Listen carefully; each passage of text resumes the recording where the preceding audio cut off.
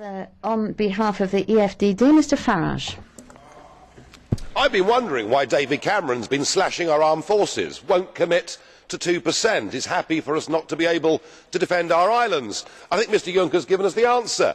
We're going to do it at an EU level. We're going to have a European army. Now, when I raised this last year with the Deputy Prime Minister, Liberal Democrat Nick Clegg, he said it was a dangerous fantasy to even talk about an EU army.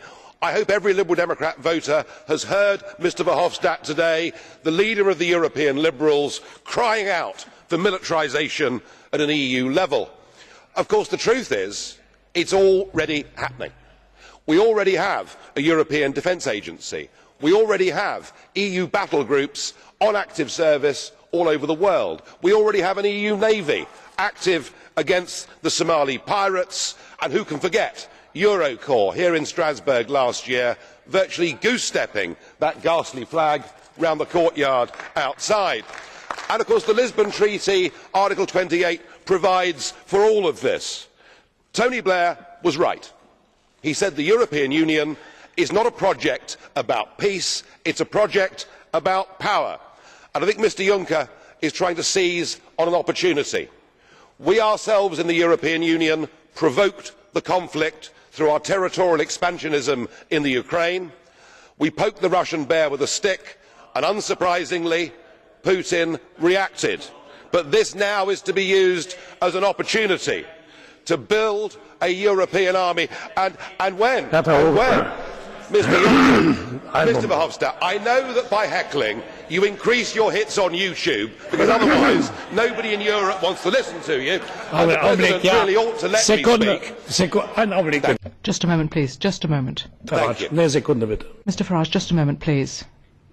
Just a moment, please. Just a moment. Mr Verhofstadt, I turn to you. I have to ask you, please, to calm down. You may not like this speech, but we are Democrats and we listen to you too. So please do not interrupt.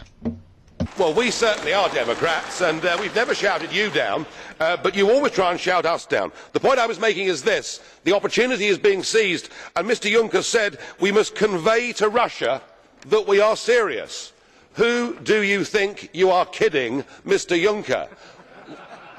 We do not want any part of an EU army, and I doubt the rest of the peoples of Europe do either. Thank you. Well, it's a bit of fun. So, Herr Farage. Thank you, Mr Farage. You've exhausted your speaking time. We extended it even. Now, Mr Verhofstadt, we've brought him back to reason. However,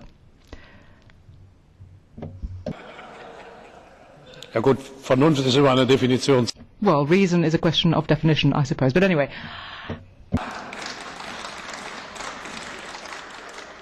Ich glaube, I'm not necessarily saying that you're the expert when it comes to defining reason, but what I can tell you is that I asked Mr Verhofstadt to please listen to you. I hope he will continue to do so in the future.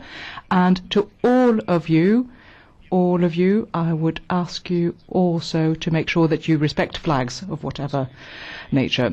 Mr Sulic, I believe you had a question, is that right? To Mr Farage, I take it? Is that right? In fact, I would like to ask Mr Farage, what do you think that we should have to do, Mr Farage, when Russia, for example, is supporting with the most modern armaments, you know, the separatists? Do you, as an European Union, have to do something to support Ukraine, to fight in the eastern Ukraine, or do you think that we should have to wait to fight on the western Ukraine for the stability of Europe? Don't you think that we together have to send a clear message of solidarity and unity of the European Union considering this important subject? Thank you.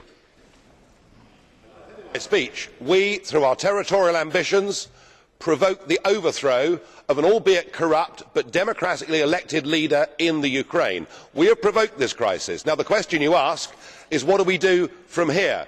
I was in this chamber at the time when Libya was attacked. I heard the Liberals and the Greens screaming, frothing at the mouth, for us to bomb Libya, for us to become militarily involved because we believed that would make things better. My view, sir, is if you look at Afghanistan, if you look at Iraq, if you look at Libya, and you look at the attempt to back the rebels in Syria, many of whom have now morphed into ISIS, we see that our recent foreign military interventions have made things worse, not better.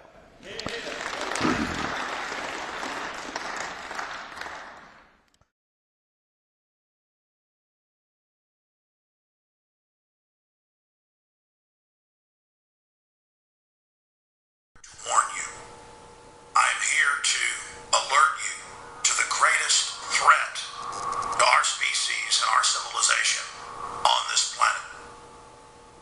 Humanity in just the last 100 years has increased its technological and scientific knowledge thousands and thousands of times what it was. But we are still the same species that we were, capable of magnificent heights, but also of horrifying lows. I want to talk to you about the greatest threat to human civilization and society today, already irrevocably changing the genetic code of the biospheres on this planet, and that is genetic engineering.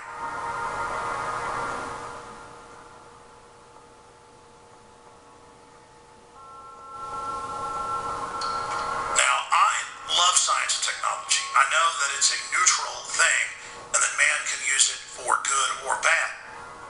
But that said, the controllers and engineers of our society for more than 100 years have believed that if they can discover the secrets of life, DNA, that they will have the keys to immortality.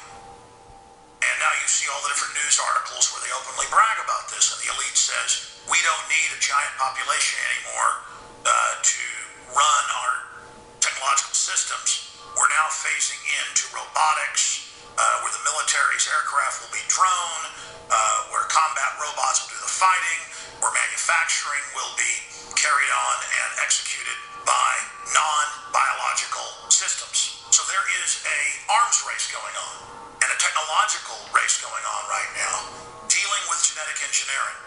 And recently, the FDA has put into effect new policies that allow genetic engineering companies, predominantly Big Agri, to put on the market any GMO organism they wish without even consulting the public.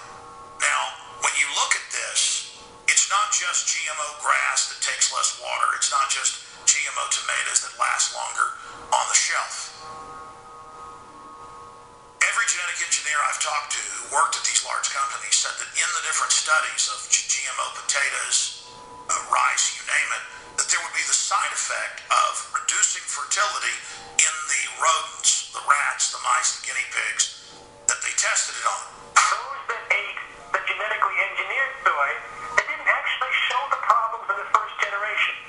The second generation would slower growth, slower onset for maturity, but by the third generation, that's when nearly all of the adults had lost the ability to have babies. And then later in primate studies with monkeys and apes, the same thing happened. And that along with the public trait that these organisms are being engineered for, there are other traits quietly being built in as a Trojan horse that cause biological changes in the body, that increase cancer, that reduce fertility.